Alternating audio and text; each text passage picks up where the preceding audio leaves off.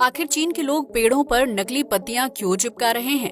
Cement के घर बनाने से क्यों डरते हैं विदेशी नागरिक? वजह जानकर हैरान रह जाएंगे आप। और सर्दी के मौसम में बर्फीले पानी से क्यों नहाते हैं जापानी लोग? सच्चाई जानकर उड़ जाएंगे आपके होश। इस देश के लोग पक्षियों की पॉटी बेचकर कैसे हो रहे हैं अमीर? और जर्मनी को क्यों कहा जाता है सेकेंड हैंड कंट्री? सिर्फ भारत ही नहीं बल्कि इस देश की राष्ट्रीय भाषा भी है हिंदी। तो आइए शुरू करते हैं अमेजिंग फैक्ट्स से भरा ये मजेदार वीडियो। फैक्ट नंबर 1, आपने आज तक शराब और नशीली चीजों की बुरी लत के बारे में सुना होगा, जिसकी वजह से इंसान की सेहत बहुत ज्यादा खराब हो जाती है। लेकिन क्या आप जानते हैं कि इंसान को सिर्फ शराब या नशीली चीजों की ही लत नहीं होती है, बल्कि बहुत से लोग खाने की लत से भी पीड़ित होते हैं। दरअसल आजकल ज्यादातर लोग फास्ट फूड, चिप्स और पैकेट फूड को खाते हैं, जिसमें MSG यानी मोनोसोडियम ग्लूटामेट नाम का तत्व पाया जाता है। इस चीज को सुअर की चर्बी से तैयार किया जाता है, जिसे खाद्य पदार्थों में मिलाने से उसका स्वाद कई गुना तक बढ़ जाता है। जब कोई इंसान उस खाद्य पदार्थ को खाता है तो उसे MSG को खाने की आदत लग जाती है, जो एक बुरी लत की तरह होता है। इस खाद्य पदार्थ की वजह से व्यक्ति को बार बार वो चीज खाने का मन करता है, जिसकी वजह से वो खुद को रोक नहीं पाता है और फास्ट फूड को खाता रहता है। लेकिन आपको ये जानकर हैरानी होगी कि MSG इंसान की सेहत के लिए बहुत ही नुकसानदायक साबित होता है, जिससे पेट और हार्ट संबंधी घातक बीमारियां हो सकती हैं। इसके अलावा इंसान को हमेशा सिर दर्द रहता है, जबकि उसे बार बार नकारात्मक ख्याल आते हैं। यही वजह है कि विदेशों में खाद्य पदार्थों को बनाने के लिए MSG के यूज पर रोक लगाई गई है। हालांकि भारत समेत कई एशियाई देशों में फास्ट और पैकेट फूड की ज्यादा से ज्यादा बिक्री के लिए इस हानिकारक चीज का इस्तेमाल बड़े पैमाने पर किया जाता है। फैक्ट नंबर 2, हमने अपने बाल धूप में सफेद नहीं किए हैं। आपने कभी न कभी बड़े बुजुर्गों के मुंह से ये लाइन जरूर सुनी होगी, लेकिन क्या आप जानते हैं कि इस लाइन के पीछे बहुत ही अहम साइंस छिपा हुआ है, जिसके बारे में आज की युवा पीढ़ी कुछ नहीं जानती है। दरअसल इंसान के बाल धूप के संपर्क में आने से सफेद हो सकते हैं, जिसकी वजह से ज्यादा देर तक धूप में रहने वाले लोगों को अक्सर सफेद बालों की समस्या रहती है। यूं तो इंसान के बाल डेड सेल से बने होते हैं, जिसकी जड़ों में मेलेनिन नाम का पिगमेंट पाया जाता है। ये पिगमेंट इंसान की त्वचा और आंखों के रंग के साथ साथ बालों के रंग के लिए भी जिम्मेदार होता है, जो सूरज की हानिकारक UV रेज के संपर्क में आने से पूरी तरह से नष्ट हो जाता है।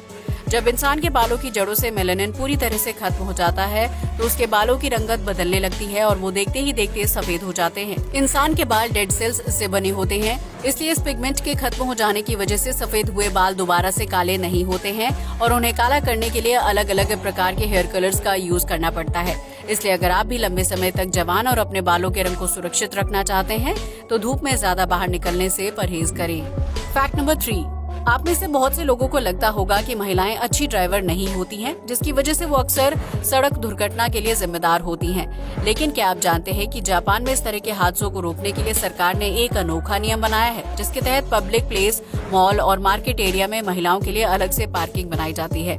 जापान की महिला ड्राइवर इस स्पेशल पार्किंग एरिया में अपनी कार खड़ी कर सकती हैं, जिसमें गाड़ी को पार्क करने के लिए नॉर्मल पार्किंग के मुकाबले ज्यादा स्पेस होता है। सरकार का कहना है कि जब से देश में वुमेन पार्किंग बनाई गई है, तब से नॉर्मल पार्किंग में होने वाले एक्सीडेंट्स में काफी कमी आई है। जापान सरकार का मानना है कि महिलाओं को पार्किंग के लिए ज्यादा स्पेस की जरूरत होती है, लेकिन सामान्य पार्किंग में कम स्पेस होता है।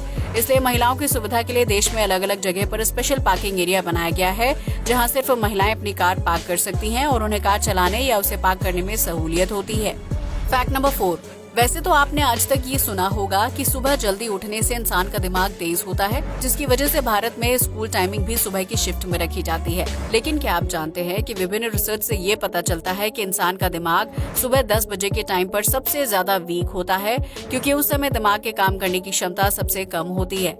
ऐसा इसलिए होता है क्योंकि ज्यादातर ऑफिस की टाइमिंग सुबह 10 बजे के आसपास होती है, जिसकी वजह से हर व्यक्ति को टाइम पर पहुँचने की जल्दबाजी रहती है। दिमाग काफी ज्यादा स्ट्रेस और कंफ्यूजन में रहता है, जिसकी वजह से उसके काम करने या फिर सोचने समझने की क्षमता कम हो जाती है। अगर 10 बजे के टाइम पर किसी व्यक्ति को कोई काम दिया जाए या फिर उसे कोई नई चीज सिखाई जाए तो बहुत ज्यादा चांसेस होते हैं कि वो उस काम को सही से नहीं कर पाएगा। यही वजह है कि सुबह 10 बजे ऑफिस पहुंचने के बाद भी बहुत सारे कर्मचारियों को काम शुरू करने में समय लगता है, क्योंकि उनका दिमाग खुद को काम करने के लिए तैयार कर रहा होता है। यूरोप के बहुत सारे देशों में स्कूल की टाइमिंग सुबह 10 बजे के बाद रखी जाती है, ताकि छात्रों को अपना दिन शुरू करने में किसी तरह की परेशानी का सामना ना करना पड़े। फैक्ट नंबर 5, ये तो हम सभी जानते हैं कि चीन किसी भी चीज की कॉपी तैयार करने में माहिर है, फिर चाहे वो पेड़ की पत्तियां ही क्यों ना हो।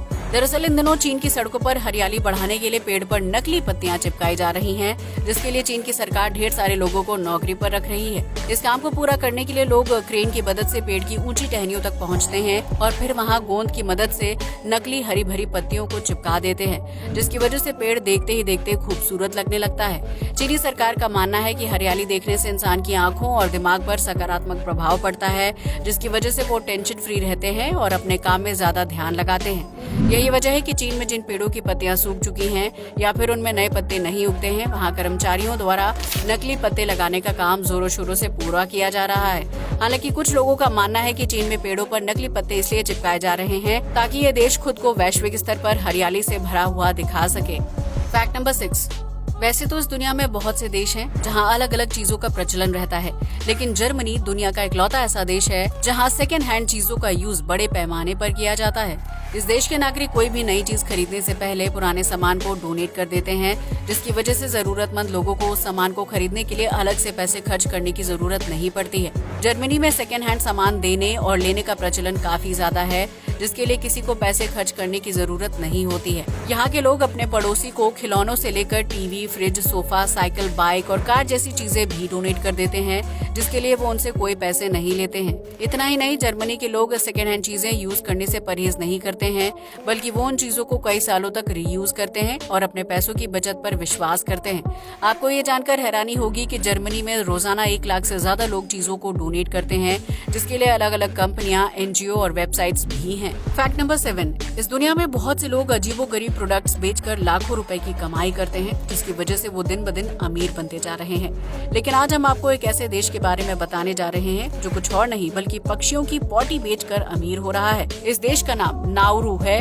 जहां दुनिया भर के पक्षी अपने सफर के दौरान आराम करने के लिए कुछ दिन ठहरते हैं। उस दौरान नाउरू में विभिन्न प्रजाति के पक्षियों की पॉटी बहुत ज्यादा मात्रा में इकट्ठा हो जाती है, जिसमें कुछ खास तरह के तत्व पाए जाते हैं।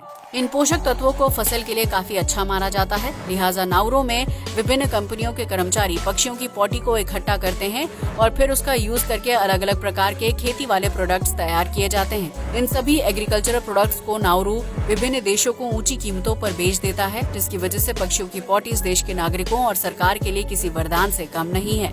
Fact number 8।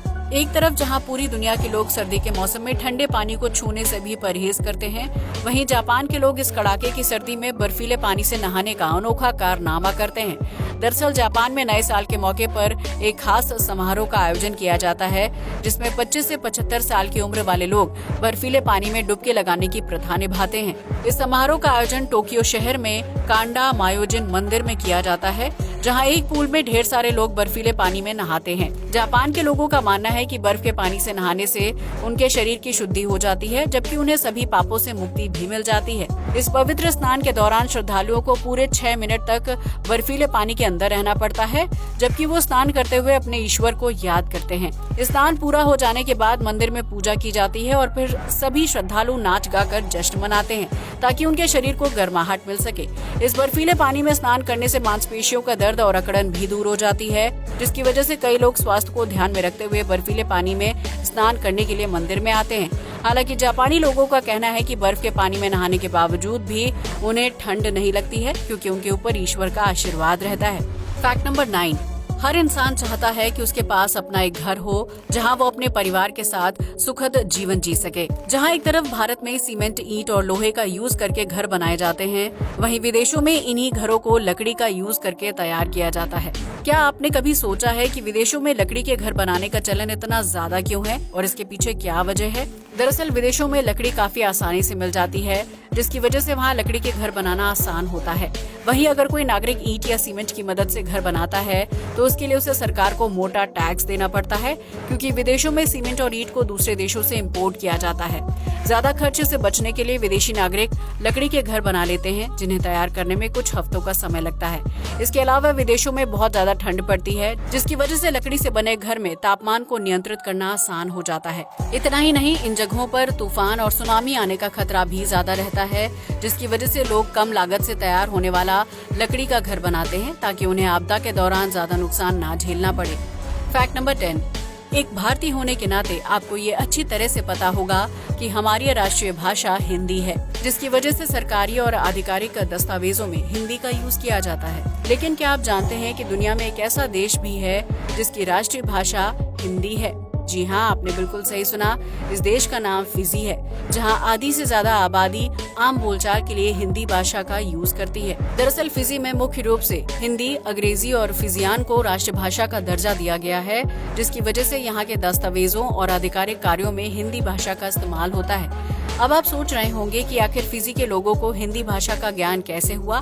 तो हम आपको बता दें कि इसके तार ब्रिटिश काल से जुड़े हुए हैं। कहा जाता है कि जब अंग्रेजों ने भारत पर कब्जा किया था तो उन्होंने कुछ भारतीय किसानों को गन्ने की खेती करने के लिए फिजी भेज दिया था। उन किसानों ने कई सालों तक फिजी में खेती की और वहीं बस गए, जिसकी वजह से उनके साथ काम करने वाले दूसरे फिजी मजदूरों ने भी धीरे धीरे हिंदी बोलना शुरू कर दिया था। इस तरह फिजी के किसान गन्ने की खेती करने के साथ साथ हिंदी भाषा बोलना सीख गए थे, जो वर्तमान में इस देश की राष्ट्रीय भाषा बन चुकी है।